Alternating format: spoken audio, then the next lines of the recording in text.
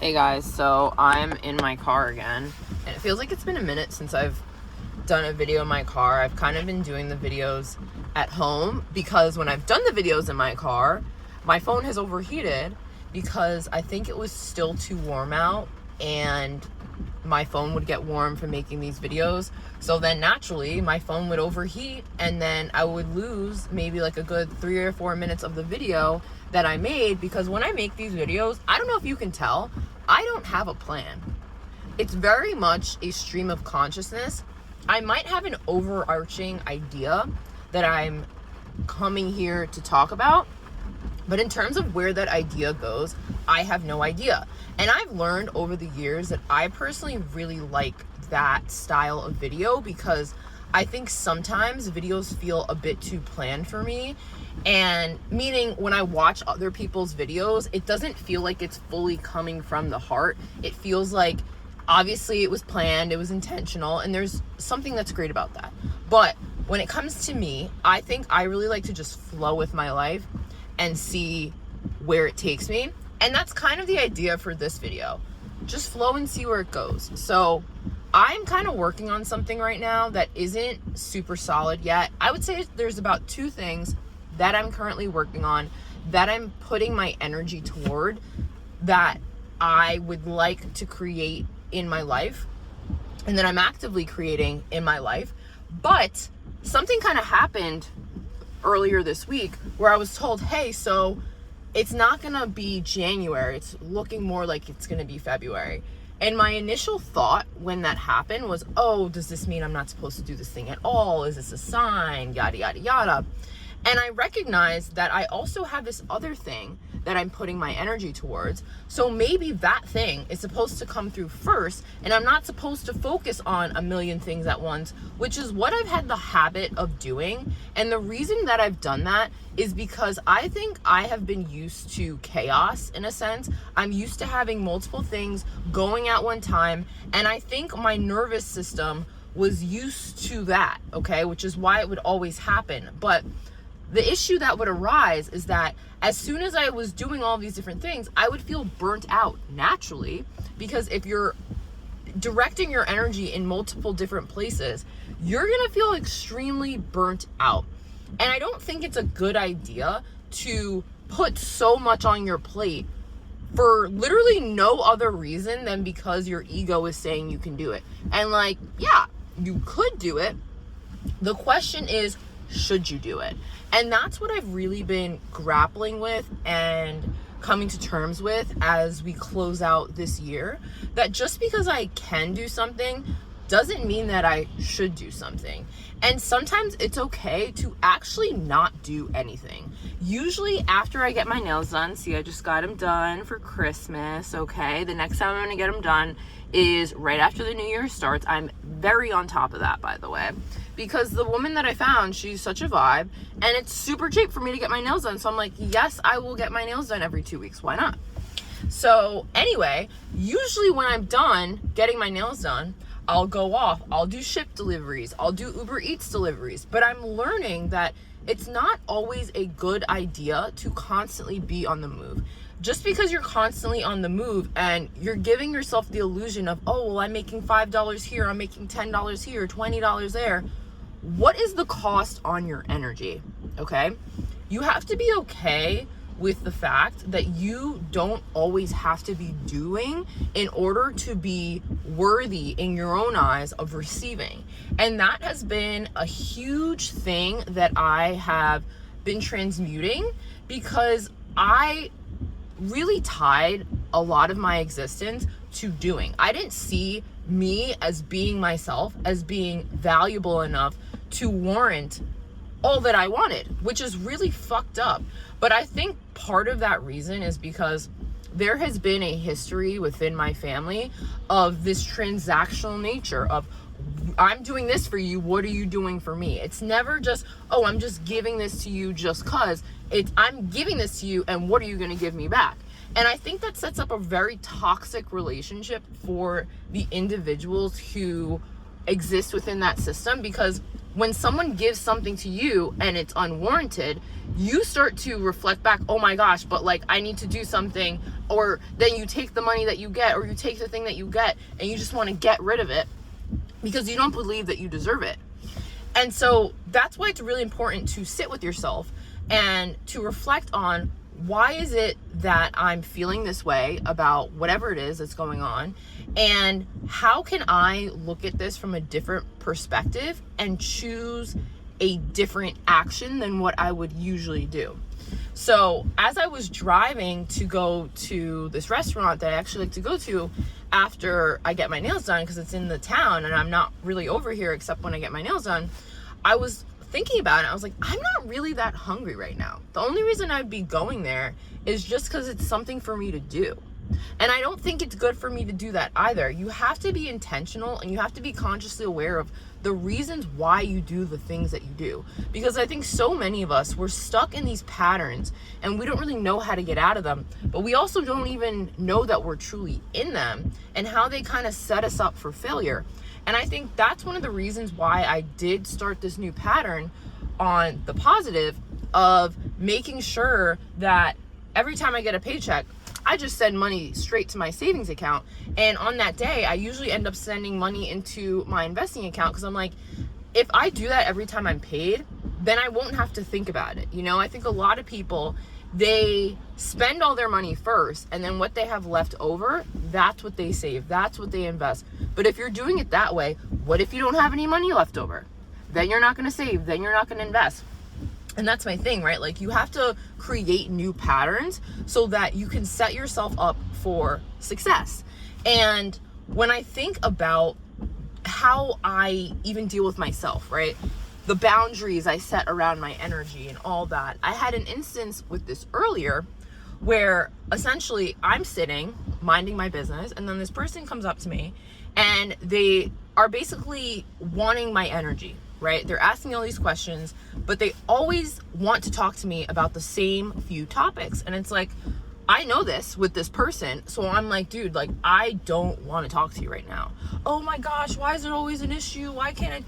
It's not that. It's that you literally only want to talk about 2 to 4 topics on any given, or at any given point in time, and I don't want to talk about those topics. You never asked me about topics that I want to talk about.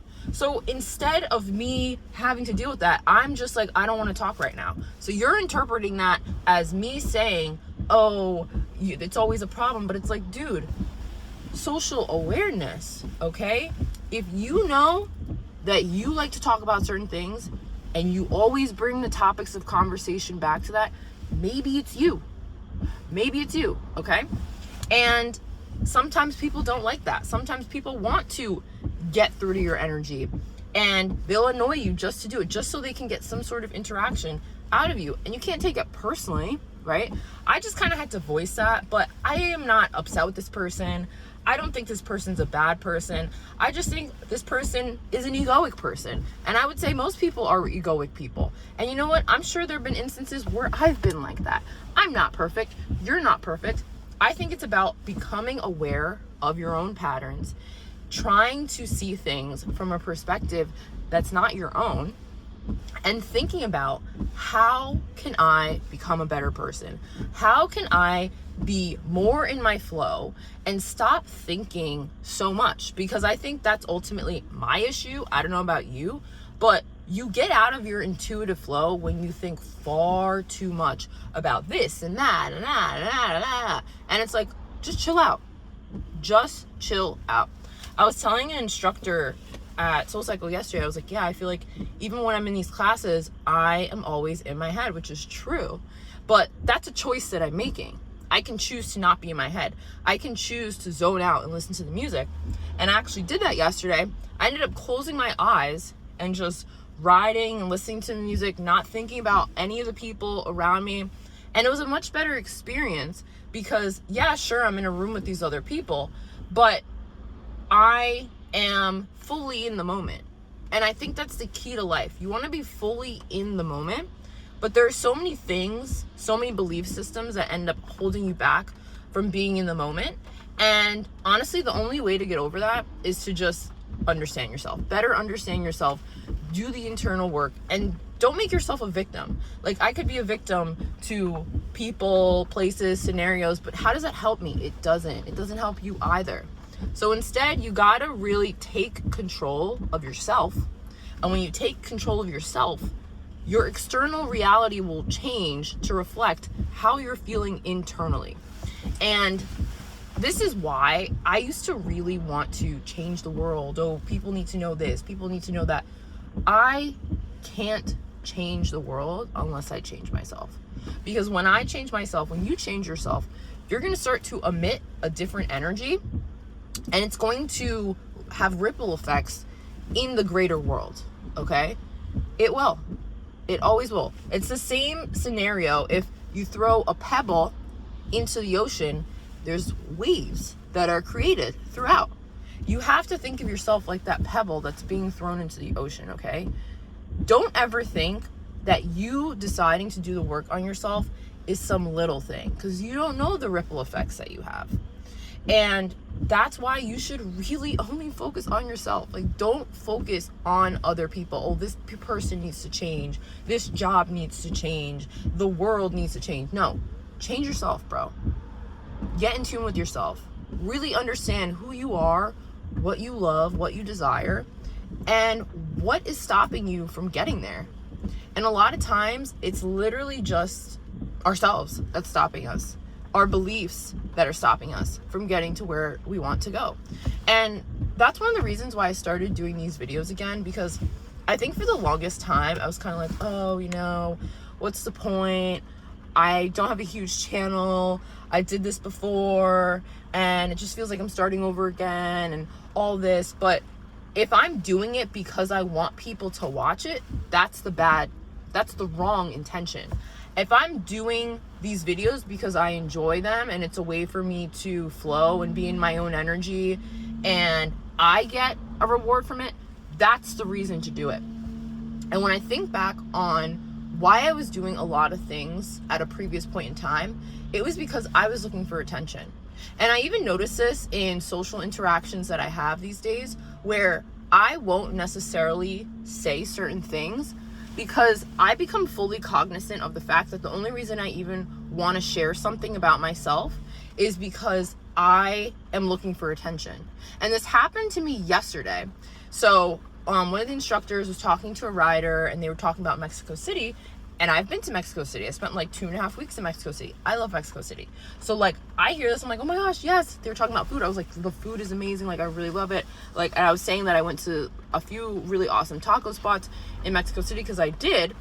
But then it got to a point in the conversation where I was going to ask something, but they were talking to each other. And I really reflected back because I was going to interrupt. And I was like, the only reason I would be interrupting is because I want to be heard. But do I really need to be heard? I know what I saw in Mexico City. I don't need to prove that to someone else. So instead of actually talking over the two people talking, I just sat back and I listened. I was like, okay, cool. Like, they're having a conversation. I'm here. I'm witnessing it. But I don't have to interject to make my voice heard. My voice is heard. I don't need to do that. I don't need to do this ego thing. And it was a moment for me where I was like, wow, I have done a lot of growth, because a previous version of me would be like salivating at the opportunity to talk over someone. And I've noticed this honestly in the past like 2 or 3 weeks. I do not talk over people like how I used to. And I think that's a lot of growth, because it was really bad, okay? I remember I'd be talking to my boss and sometimes I would get so excited that I would start talking and it's like, let me just let her finish and then I can chat. Is it really that important? Do I really need to be heard that bad that I need to interrupt someone else, which is rude, just so I can speak and add something to the conversation that I think is going to give me more attention or whatever? I don't need to do that. And you don't need to do that. But the only way you get there is when you really reflect on your patterns and you get real with yourself about whether or not many of the things that you're doing are contributing to the betterment of you and those around you. So ultimately, you have to flow. You have to do the things that you know are within your own alignment, and stop thinking so much. I know that sounds a bit counterintuitive, but I think a lot of people, especially overthinkers, we think way too much. Way too much to the point of analysis paralysis. And then you don't do anything. And not doing anything is a choice. So it's like, are you just going to freaking dive deep into it and just see where it goes? Or are you going to overthink, overanalyze, stall, and then next thing you know, a year has passed and you made your choice by not making a choice? So I'm interested to see how these two things that I'm working on pan out, because I do feel good about them, but I'm also kind of like, with one of the things, I'm like kind of iffy on it. And the fact that it was pushed back to February, it's making me think more about it and ask myself, was I just choosing this out of survival, but not survival? Was I just choosing this because I'm like, I don't know what else, and this seems like a viable option? Or was I choosing it because it was truly heart-centered and I want to do it? And I think a lot of times when the universe delays things for you, it's so that you can be real with yourself. And you don't have to overthink it. You do just have to get quiet with yourself. Take a deep breath. Like, sit and feel in your body. And allow the answer to truly arise. So, if you like this video, like, comment, and subscribe. My name is Sydney, and this is our side of the internet where I just kind of have a stream of consciousness of whatever I feel like talking about. If you like this video and you want to share it with a friend, share it with a friend. Join our community. If you have anything that you want me to talk about, leave some comments on this video, and I will see you all in the next one. Peace and Merry Christmas if I don't make another video before then.